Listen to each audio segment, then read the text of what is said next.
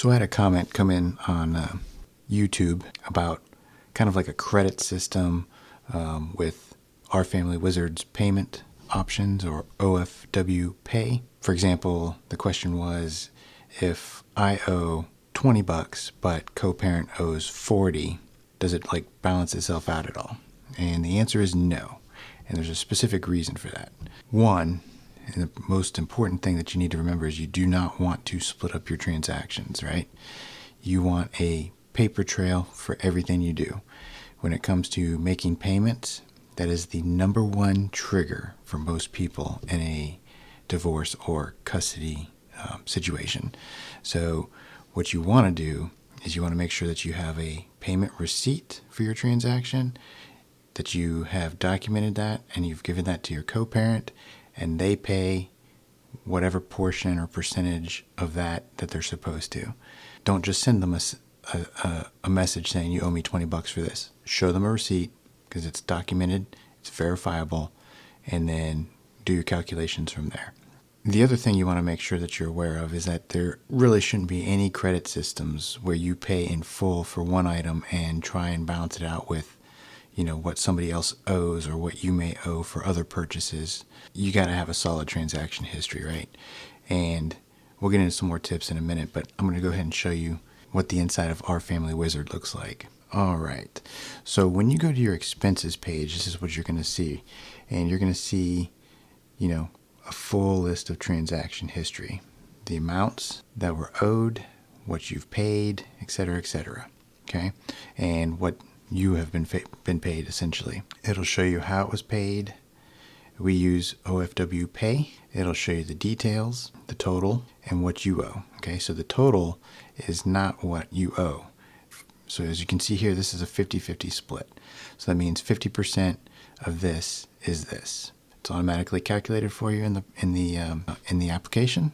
So that's perfect. You can go ahead and set these percentages up ahead of time, and whenever this particular category is selected, it automatically does this percentage for you. So as you can see here, there was a medical expense, $63.20, split as 50-50, and that is what I owed. Same thing with all of these other transactions, right?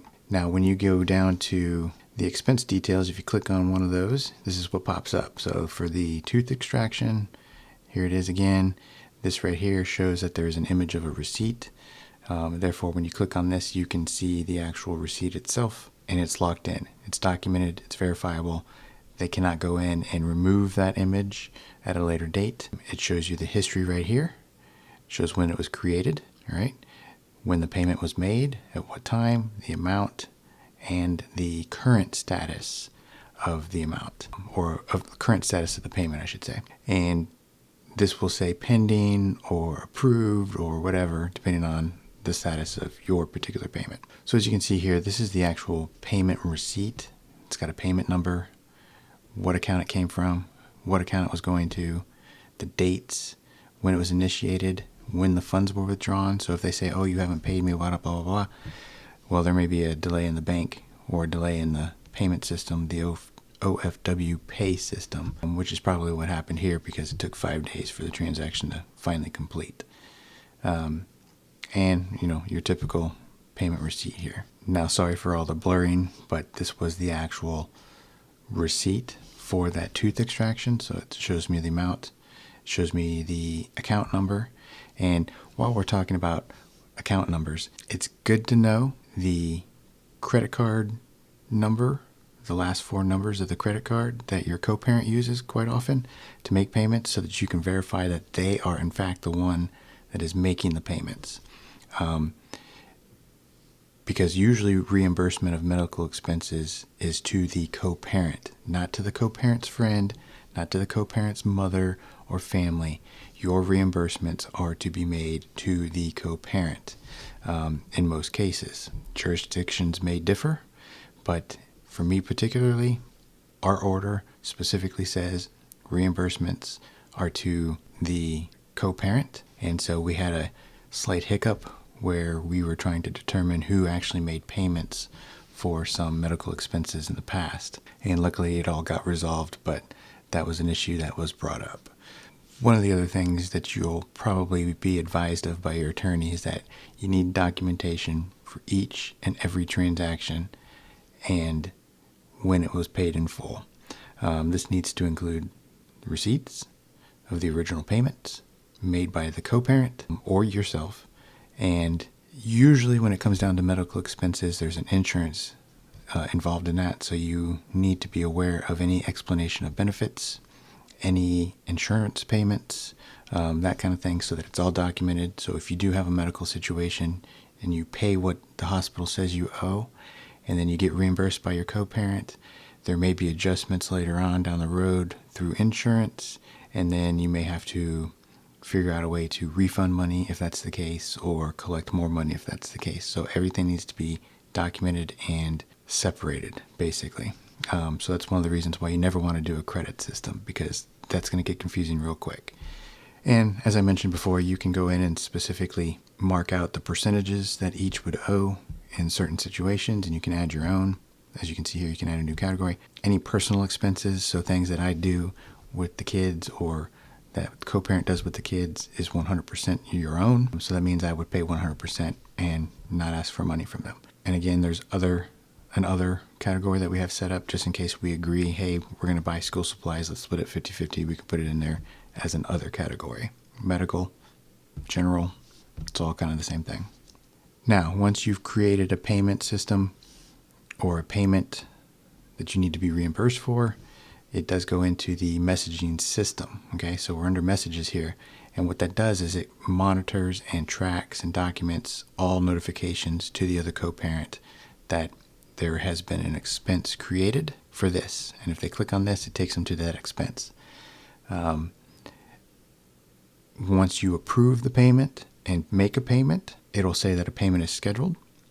And I want to clarify, when you approve a payment, that does not mean you have paid. So you can go in and click approve and pay later if necessary, or you can go ahead and click approve and pay right away, or you can just hit pay and it's instantaneous. And then as you can see here, it'll also mark that it was paid, and it'll show when the payment was deposited, as I showed you earlier. All right, so this is what it looks like when you have scheduled a payment, and when the payment is complete, this is the notice it's given, and it's given to you and your co-parent. And again, the same thing, payment is complete. It's a great system. It keeps track of everything. You don't have to do a spreadsheet in Excel or Google Docs or anything like that. It's all documented right here. Now, I will tell you this is very important. You never pay with cash, right? Because so-and-so gives you a receipt, you pay them in cash, and then you just never know. You don't get a receipt back saying, hell yeah, so-and-so's paid in cash. I had a situation with that, with a electrical bill. Co-parent was paid in cash. I even had them sign saying that they received so much money in cash for this particular bill, and the bill was never paid. It did eventually get paid months down the road after back and forth with the attorneys, and that was an issue. You also don't want to pay with a check, and here's why. This is a big tip, and you need to pay attention to this. If your co-parent is determined to disrupt your finances, the easiest way for them to do that is with checks. You write a check, you write a check, you write a check, and now all of a sudden they've got 3 checks they've never cashed. And let's say that totals hundreds of dollars, right? Well, you can't touch that money in your bank account. It just sits there. And what happens when you do touch that money and they go and withdraw that money? Then you're overdrawn. And there's all kinds of fees and stuff. And guess what? You're the one that gets in trouble, not them. So never pay with a check if you can avoid it. If you have to pay with a check, OFW allows you to input a check number into the system documenting you paid with a check. The problem is that your co-parent or the person you are paying then has to go into OFW on the honor system and say they received that check from you and mark it as paid. Now that's relying way too much on your co-parent. And if it's a high conflict co-parent, good luck with that, because that's exactly what happened to me. My co-parent started stacking checks and wasn't cashing them for months, and then would cash them all at one time, and still didn't go in and mark down that the checks were made or cashed. And I would have to constantly email saying, hey, mark this, mark this, mark this. And finally, they got marked. But again, it was another one of those situations where it's like going back to the attorney saying, I paid her, but here we are, which cost me more money. So I apologize for the long video, but there's a lot of details involved with payments. It's one of the biggest issues when it comes down to custody situations. But I appreciate the comment. I appreciate the questions. If you have more questions, if you have more comments, send them my way. I'll try and answer them as best as I can. Unfortunately, a lot of them may be long depending on the severity of the situation, I guess. All right. So hope you learned something. On to the next.